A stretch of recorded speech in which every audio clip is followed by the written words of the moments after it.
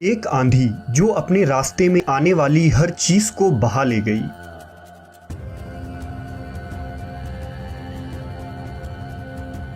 پوری دنیا جیتنے کے خواب کو لے کر نکلنے والی بھیڑیا صفت قوم جس نے دنیا کی سب سے بڑی سلطنت قائم کی۔ میں اپنے جد چنگیز خان کے نقش قدم پہ چلتے ہوئے پورے جہان پہ اپنی حاکمیت نافذ کرنا چاہتا ہوں۔ کوئی بھی طاقت مجھے روک نہیں سکتی۔ اسلامی ریاستوں پر قہر بن کر ٹوٹنے والا ایسا فتنہ جس نے تقریباً 6 کروڑ انسانوں کی جان لے لی۔ موت، تباہی اور بربریت کا دوسرا نام۔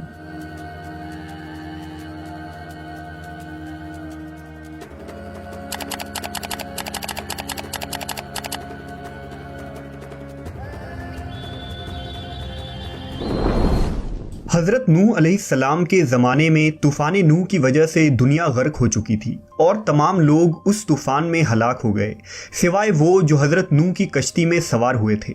ان بچ جانے والے چند لوگوں کی وجہ سے ہی اللہ نے دنیا کو دوبارہ آباد کیا۔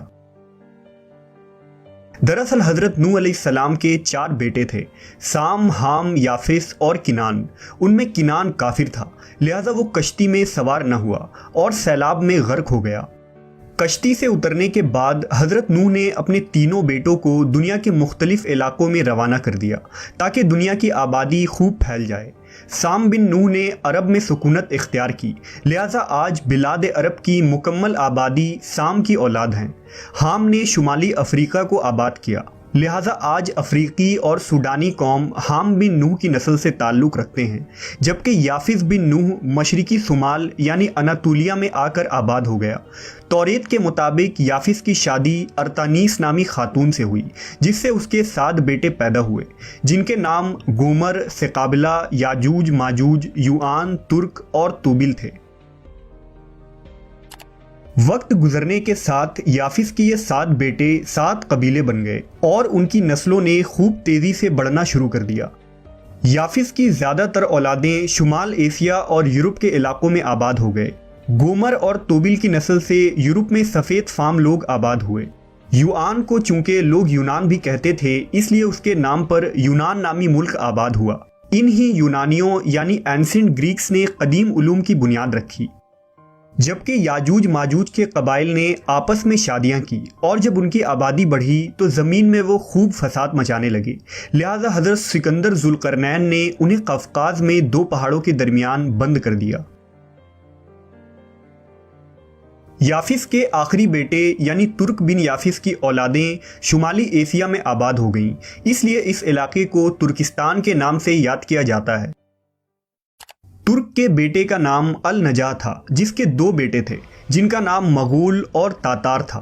ان دونوں بھائیوں نے الگ الگ قبیلے بسا لیے اور حکومت کے خاطر ان میں اختلاف ہو گیا۔ ترک زمانہ قدیم سے ہی بت پرست تھے۔ ترکوں کے مطابق آسمان ان کا خیمہ جبکہ سورج ان کا جھنڈا ہوتا تھا۔ یہ ٹینگری نامی دیوتا کی عبادت کرتے تھے جو آندھی، بارش اور طوفان لانے والا سمجھا جاتا تھا۔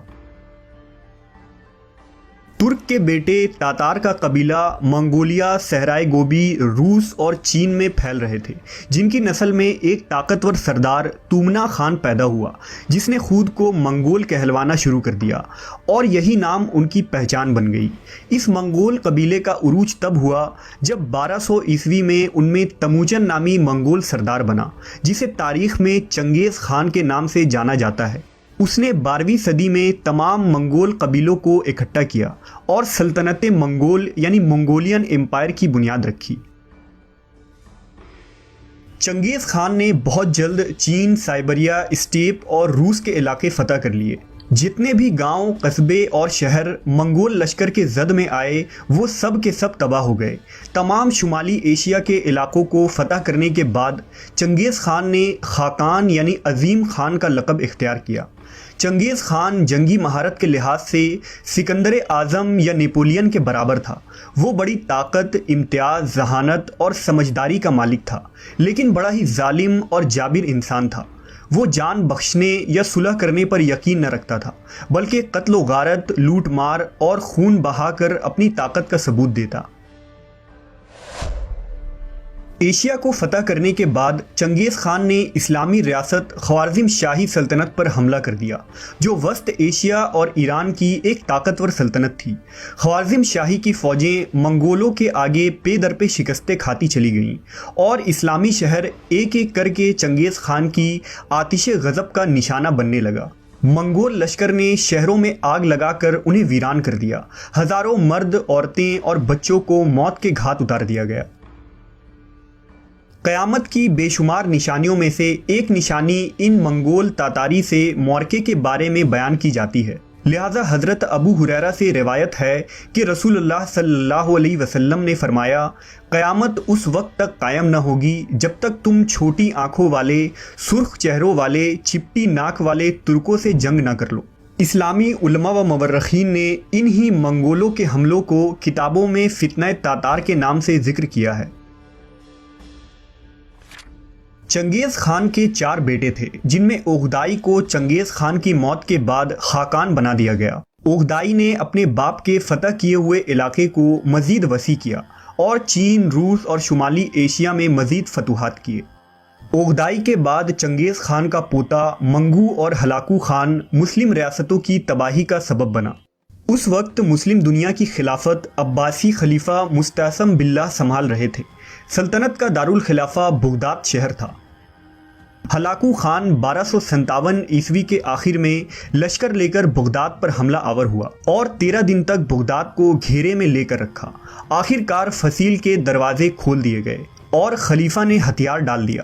ہلاکو خان نے خلیفہ اور تمام امراء کو قتل کر دیا اور شہر میں قتل و غارت شروع کر دی۔ مورخ شیرازی نے لکھا ہے کہ منگول شہر میں بھوکے گدھوں کی طرح پھیل گئے، اس طرح جیسے غضبناک بھیڑیے بھیڑوں پر ہلہ بول دیتے ہیں۔ حرم کی عورتیں گلیوں میں گھسیٹی گئیں، بچے، بوڑھے، جوان، ہر ایک کا اس قدر قتل عام ہوا کہ کھوپڑیوں کا ایک مینار بن گیا۔ شہر کی گلیاں خون سے بھر گئیں۔ دریائے دجلہ کے کناروں پر آباد الف لیلہ، شہرزاد اور خلیفہ ہارون الرشید کا شہر بغداد تباہ و برباد ہو چکا تھا۔ جہاں دلکشا مسجد، وسیع کتب خانے، عالیشان محلات، سرسبز باغات، پر رونق بازاریں، مدرسے اور حماموں کی کثرت تھی، اب وہ اینٹوں کا ڈھیر بن چکا تھا اور بغداد کی گلیاں لاشوں سے اٹی پڑی تھیں۔ ہر طرف دھواں، خون اور انگارے دکھ رہے تھے۔ فضاؤں میں پھیلی بدبو سے شہر مدغم ہو چکی تھی۔ کہتے ہیں کہ دریائے دجلہ کا پانی چند دنوں تک لال رنگ میں بہتا رہا، جو مسلمانوں کا خون تھا اور جو گلیوں سے بہہ بہہ کر دریا میں شامل ہو رہا تھا۔ بغداد کی تباہی صرف ایک شہر کی تباہی نہ تھی، یہ 1000 سالہ تہذیب اور ثقافت کی تباہی تھی۔ مسلم امہ کا شیرازہ بکھر چکا تھا۔ بغداد خلافت کا مرکز تھا، لہٰذا اب نہ مسلمانوں کا کوئی خلافت باقی رہا اور نہ خلیفہ۔ لیکن یہ تباہی اور زوال اب مسلمانوں کو دوبارہ متحد کر کے ان کے دوبارہ اٹھ کھڑے ہونے کا سبب بنا۔ منگول بغداد کو فتح کرنے کے بعد چھوٹی چھوٹی مسلم ریاستوں پر حملہ آور ہوئے۔ یہ کسی طوفان کی طرح ہر چیز کو بہا کر لے جا رہے تھے۔ 1258 عیسوی میں ہلاکو خان نے منگول فوج کو دمشق اور فلسطین بھیجا، لیکن اب ان کے سامنے مملوک سلطان رکن الدین بائبرس مسلمانوں کی ڈھال بن کر کھڑا تھا۔ 1260 عیسوی میں فلسطین کے مقام عین جالوت میں منگول اور مملوک فوج کا مقابلہ ہوا، جسے جنگ عین جالوت کہتے ہیں۔ اس جنگ میں سلطان بائبرس کی جواں مردی کی وجہ سے مٹھی بھر مسلمانوں نے منگول لشکر کو شکست دے دی اور ہلاکو خان کا سپہ سالار مارا گیا۔ اس تاریخی فتح کے بعد منگول فلسطین سے بھاگ کھڑے ہوئے اور بائبرس مسلم دنیا کا ہیرو بن گیا۔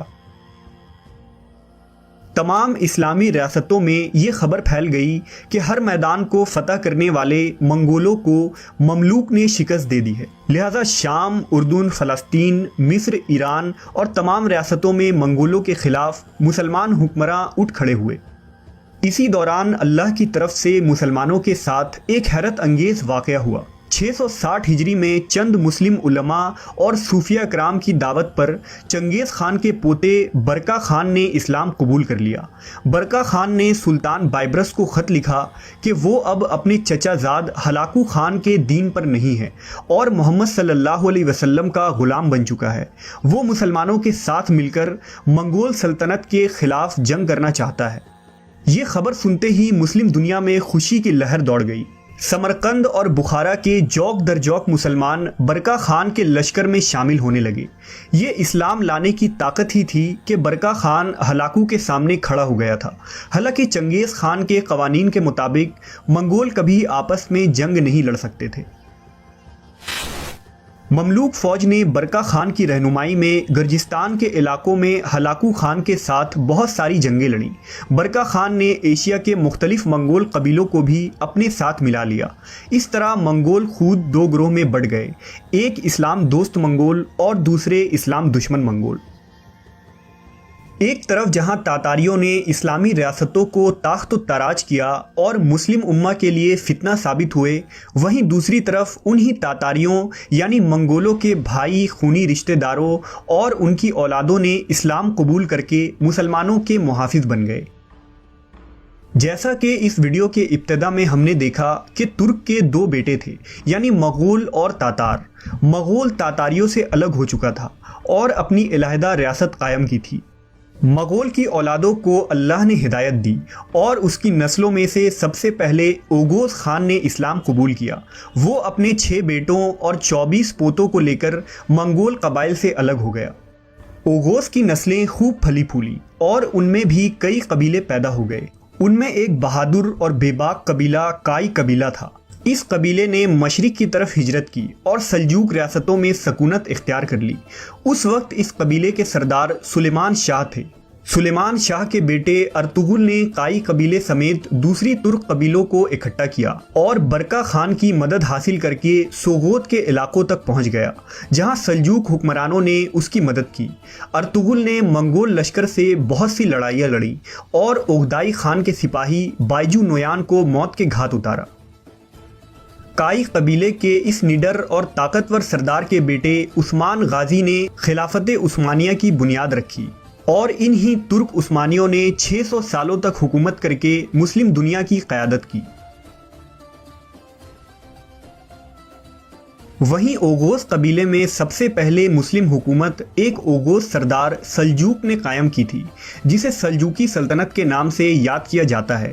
ان میں تغرل بیگ، الپ ارسلان، ملک شاہ جیسے عظیم فاتح پیدا ہوئے، جنہوں نے مسلم دنیا کو ایک مرکز پر جمع کیا اور لمبے عرصے تک امت کی قیادت کی۔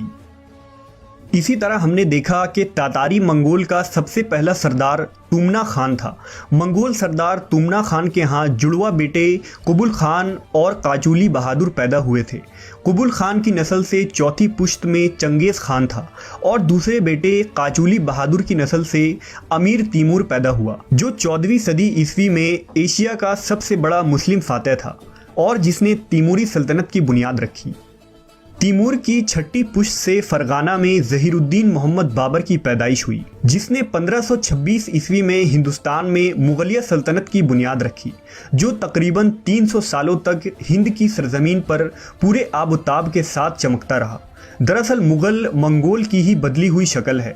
منگولوں کے عرب ممالک پر حملوں اور قبضے کے بعد لفظ منگول مغل میں تبدیل ہو گیا اور یہی نام ہندوستان میں مشہور ہوا، جبکہ مغل شہنشاہ خود کو تیموری ترک بھی لکھا کرتے تھے۔ منگولوں میں 1280 تک منگو خان، اس کی اولادیں، ہلاکو خان کا پوتا تکودار آغلن اور چغتائی کی اولادیں مسلمان ہو گئیں۔ خاقان منگول کے بڑے بڑے سردار اسلام قبول کرنے لگے اور 1304 عیسوی تک ازبق خان کے اسلام لانے کے بعد پوری منگول حکومت اسلام میں داخل ہو گئی اور انہوں نے اپنی ریاستوں میں اسلامی قانون کو نافذ کیا۔ وقت گزر جاتا ہے، انسانی فطرت میں سونا، جاگنا، کھانا پینا، چلنا بیٹھنا اور ماضی کو یاد رکھنا شامل ہے، لیکن گزرے وقت کو بھول جانا بھی انسانی فطرت میں شامل ہے۔ اگر انسان گزرے وقت کے دکھ اور پریشانیوں کو نہ بھول سکتا تو جینا اور مستقبل کا سفر مشکل ہو جاتا، لیکن تاریخ کو دہرا کر اس سے سیکھے گئے سبق کو یاد رکھنا ہی تاریخ کے مطالعے کا اصل ہدف ہے۔ ہم نے تاتار کی آندھی اور مسلمانوں کی تباہی کے اس تاریخ میں دیکھا کہ کس طرح تاتار منگولوں نے بغداد اور اسلامی ریاستوں پر قہر بن کر نازل ہوئے، لیکن پھر انہی تاتاریوں کی اولادوں نے وسط ایشیا میں تیموری سلطنت، اناطولیہ میں سلجوق اور خلافت عثمانیہ اور بر صغیر میں مغلیہ سلطنت قائم کر کے اسلام کی حفاظت کی۔ اسلام کے سب سے بڑے دشمن تاتاروں نے مسلم ریاستوں کو فتح کیا، جبکہ خود اسلام نے ان تاتاریوں کو فتح کر لیا اور وہ اسلام کے محافظ بن گئے۔ جیسا کہ علامہ اقبال نے کہا ہے عیاں یورش تاتار کے افسانے سے، پاسباں مل گئے کعبے کو صنم خانے سے۔